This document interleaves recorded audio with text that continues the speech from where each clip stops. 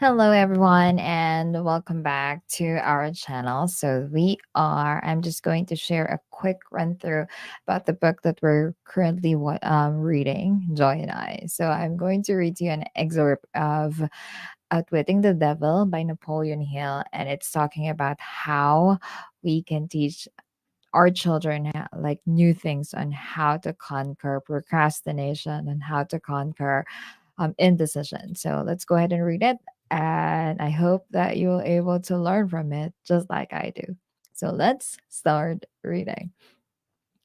So this is another point at which the questioner forces the devil out of his comfort zone. It is amusing and instructive to witness this exchange, which provides a roadmap for improvement of our public schools. Describe the changes needed just as they come to you. And the devil answered, "You are forcing me to commit an act of treason against myself. But here it is. Reverse the present system by giving children the privilege of leading in their schoolwork instead of following orthodox rules designed only to impart abstract knowledge. Let instructors serve as students and let the students serve as instructors.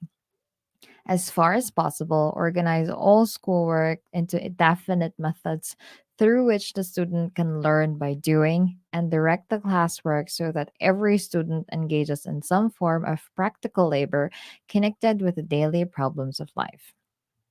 Ideas are the beginning of all human achievement. Teach all students how to recognize practical ideas that may be of benefit in helping them acquire whatever they demand of life. Teach the students how to budget and use time, and above all, teach the truth that time is the greatest asset available to human beings and the cheapest.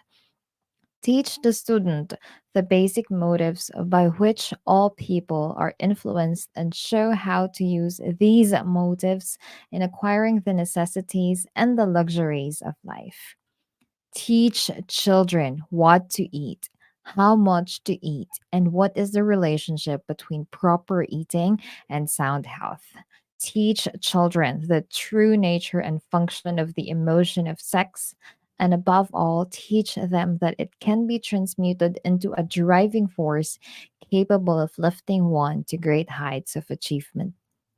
Teach children to be definite in all things, beginning with the choice of a definite major purpose in life.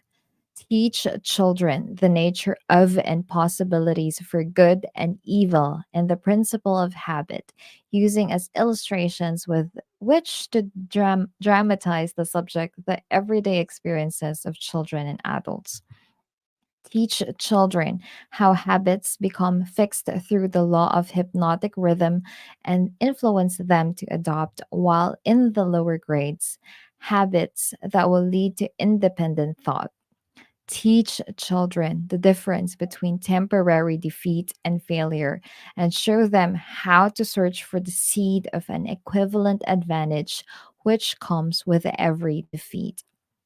Teach children to express their own thoughts fearlessly and to accept or reject at will all ideas of others, reserving to themselves always the privilege of relying upon their own judgment.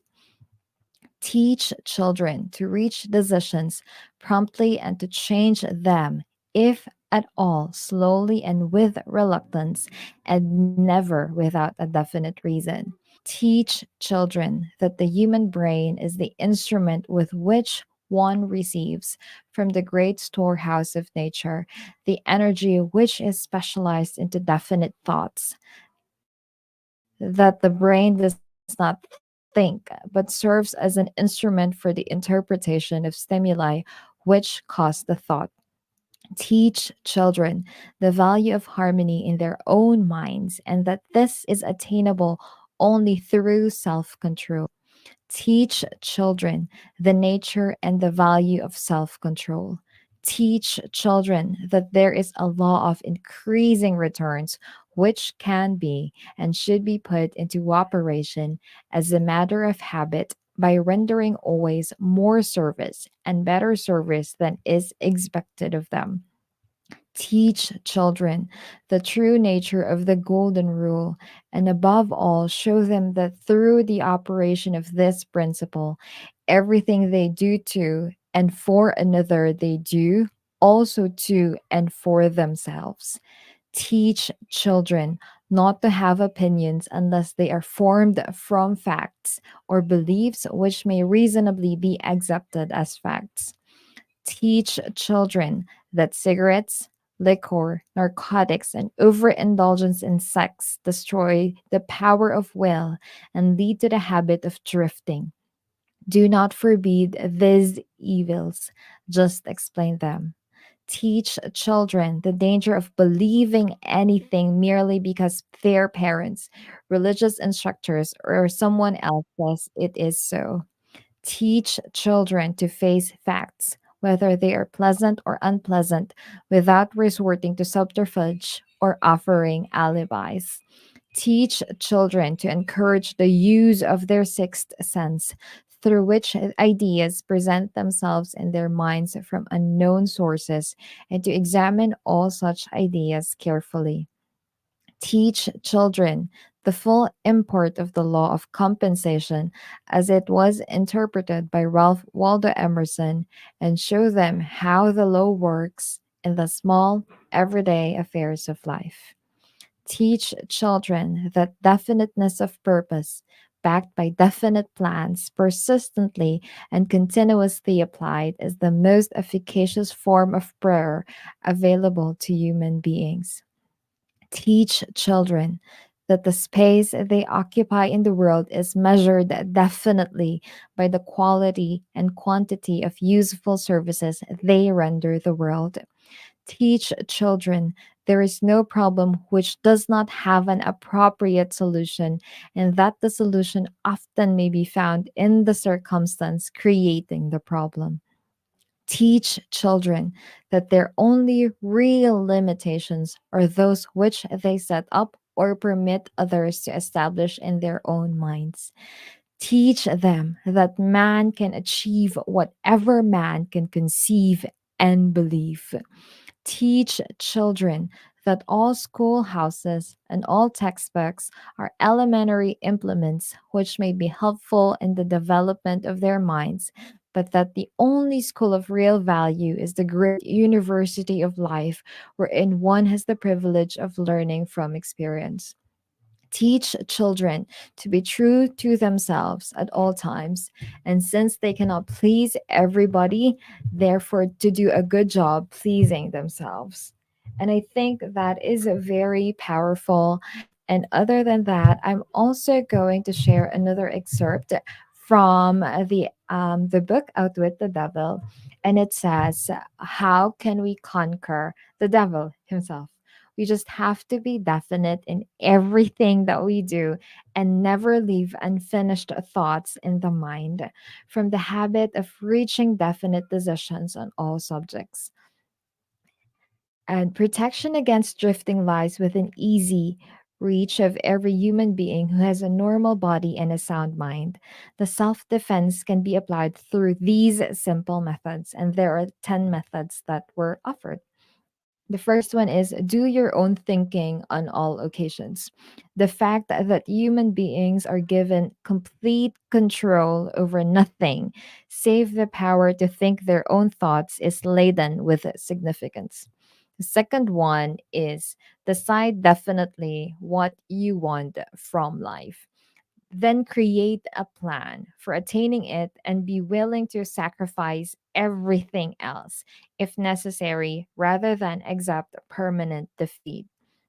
The third one is analyze temporary defeat, no matter of what nature or cause, and extract from it the seed of an equivalent advantage. The fourth is be willing to render useful service equivalent to the value of all material things you demand of life, and render service first.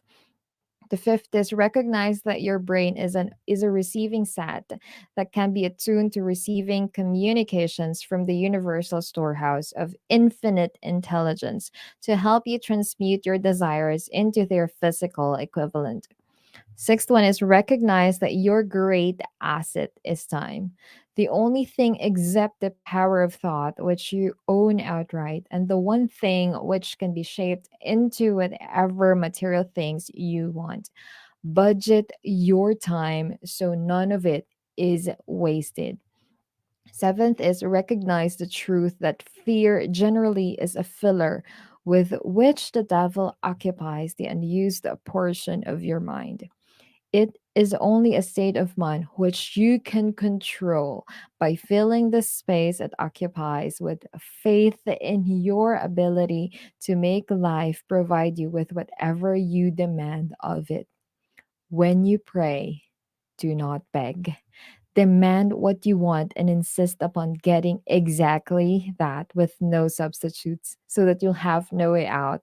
And the nature or God will have a no way out to just give you what you wanted.